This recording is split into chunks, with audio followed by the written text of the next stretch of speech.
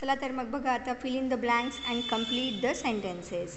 वाक्य पूर्ण करा. There are dash hours in a day. एका दिवसामध्ये किती तास असतात? There are 24 hours. एका दिवसामध्ये 24 तास असतात. Dash is for darkness. अंधारासाठी काय असते? तर night is for darkness. There are dash days in July. जुलैमध्ये किती दिवस असतात? 31 days. आत्ताच आपण एक व्हिडिओ बनवला त्याच्यात बघितलं 31 days जुलैमध्ये असतात. देअर आर 31 days इन जुलै. Dash has 29 days in each leap year. Leap वर्षामध्ये कोणत्या महिन्यात 29 दिवस असतात? तर बघा आपण आत्ताच लिहिलं फेब्रुवारी 28 or 29 days. Then dash has 29 days in each leap year. Which month? February.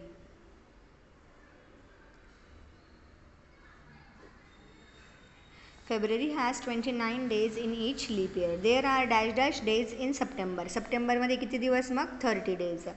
मग आपण सप्टेंबरमध्ये लिहू there are 30 days in September. And the moon gets his dash in every month. The moon gets his birthday.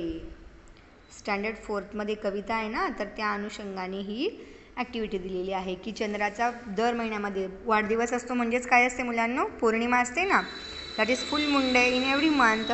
So the moon gets his birthday in every month. ठीक आहे, तर मग असे आपण हे छोटेसे व्हिडिओज बनवलेले आहेत. तुम्ही प्रॅक्टिस करा तेवढ्याच.